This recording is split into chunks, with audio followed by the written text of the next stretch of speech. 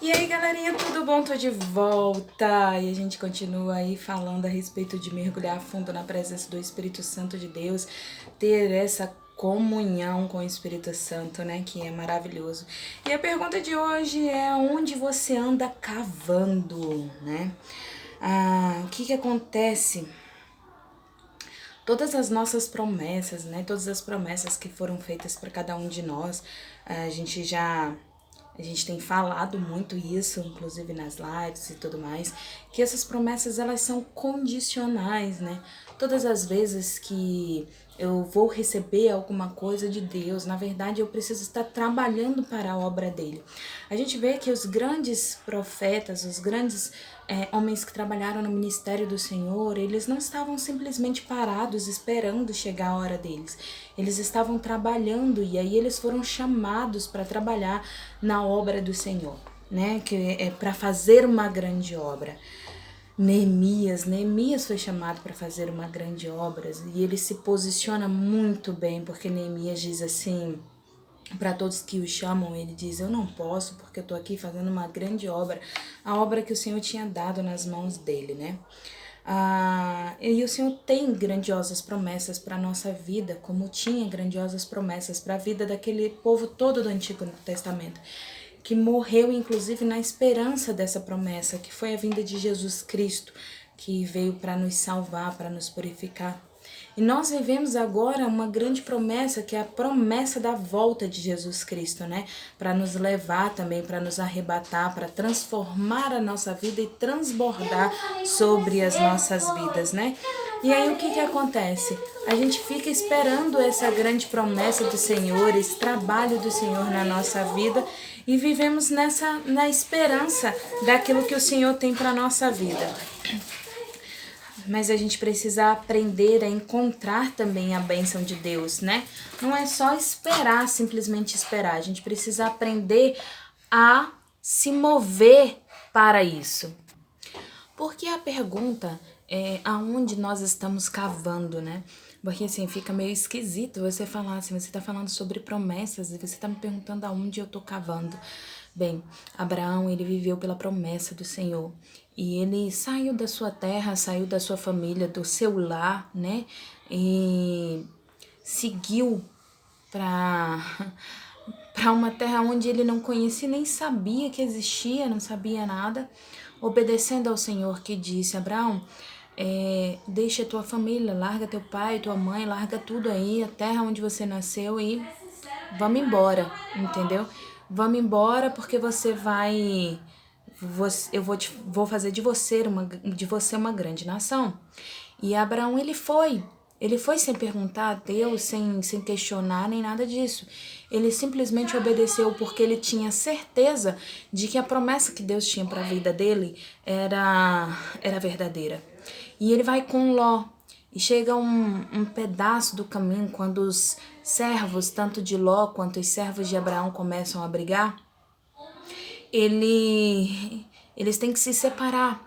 Então Abraão olha para Ló e diz: Ló, escolhe aí qual é o caminho que você vai.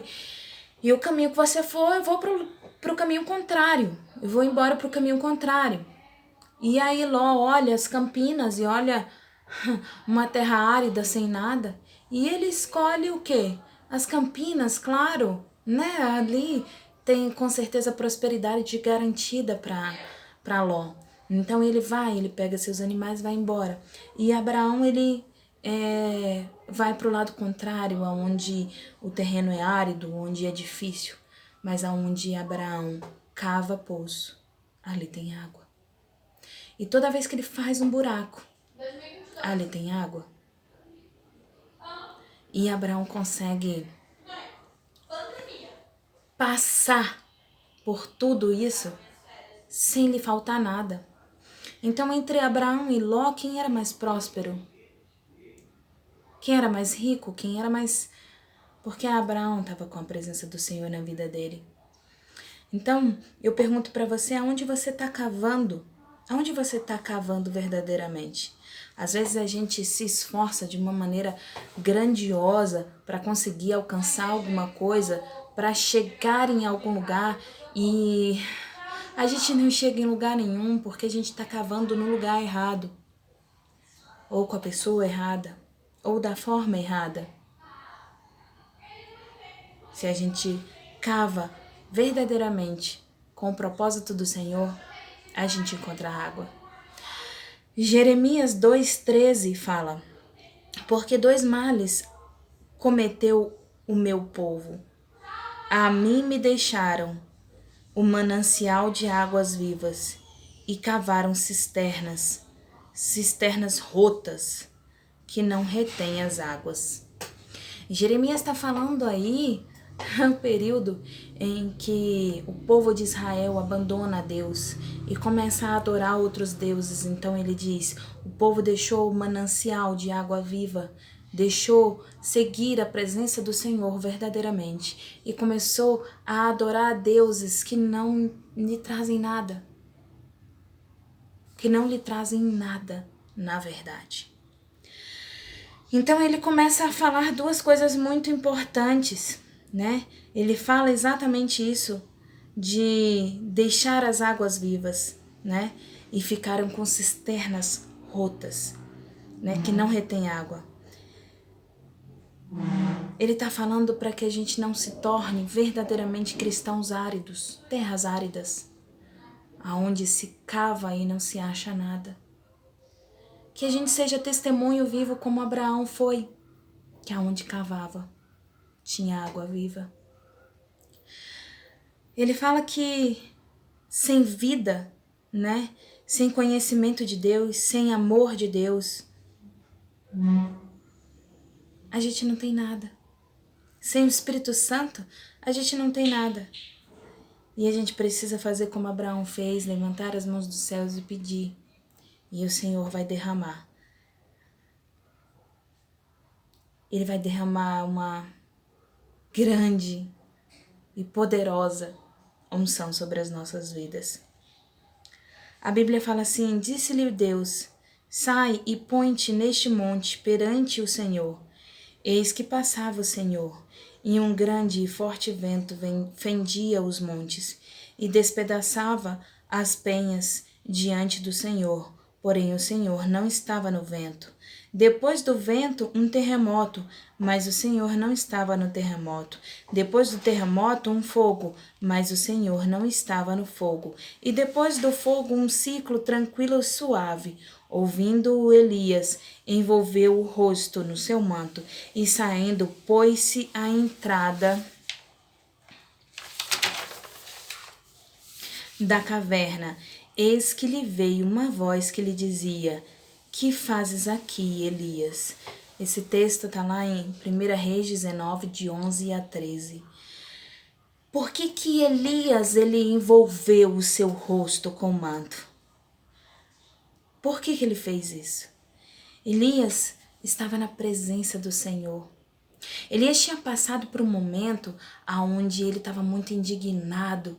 Sabe, Elias, um servo do Senhor, um profeta verdadeiro, ele foi arrebatado numa carruagem de fogo. Foi ao céu para depois vir como testemunha, que a gente acredita que ele venha como testemunha do Senhor. E ele foi ali para...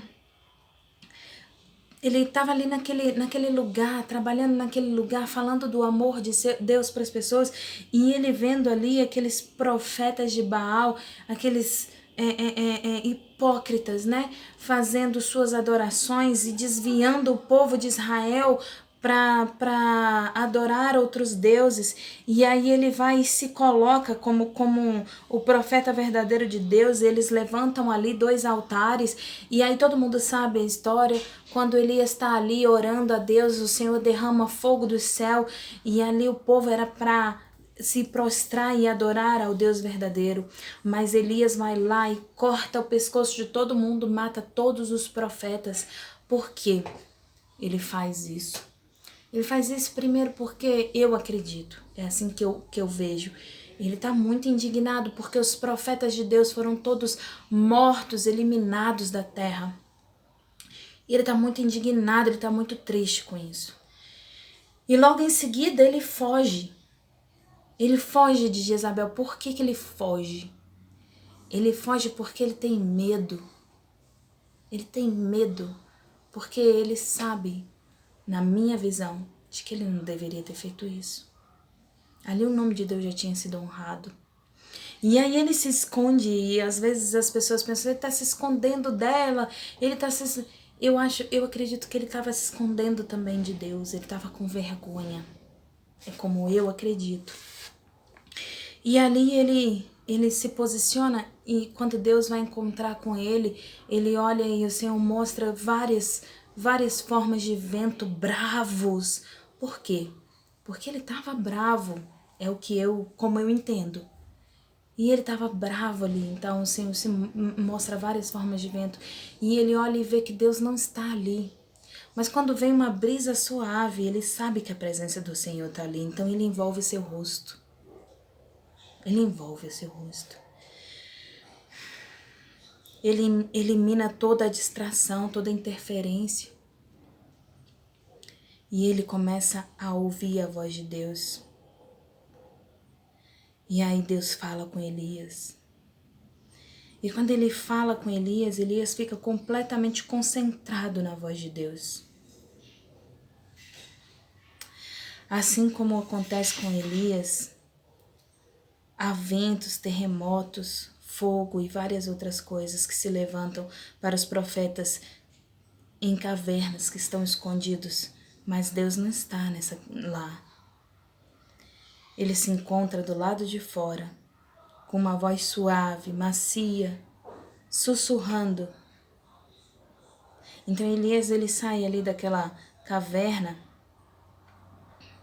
e permanece. E o Senhor pergunta, o que você está fazendo aqui? Por que você está escondido aqui, Elias? No momento que ele escuta ali a voz do Senhor, o Senhor fala para ele, Elias, vá fazer a minha obra. Vá fazer a minha obra. Então ele manda que Elias saia dali e ele vá e coloque Eliseu como seu sucessor, ensine Eliseu e unja ao novo rei. O Senhor quer que a gente o sirva de todo o coração, não para o nosso próprio deleite. Elias, na minha visão, ele estava muito zangado com o que aconteceu e ali ele perdeu a paciência e matou todos aqueles profetas. Mas Deus quer que a gente tenha paciência e faça verdadeiramente a vontade dele. Sempre há uma razão para as coisas acontecerem e a gente tem que obedecer à voz do Senhor. E aí, quando a gente obedece à voz do Senhor, a gente sente o Espírito, a unção do Espírito Santo sobre as nossas vidas de uma maneira tão forte, tão avassaladora, que ninguém pode tirar da gente. Então obedeça a voz do Senhor sobre a sua vida. Cave no lugar certo. Deixe Ele transbordar água viva sobre você. E aí você vai sentir esse Espírito Santo maravilhoso sobre você. É isso que eu queria deixar para vocês hoje. Beijo.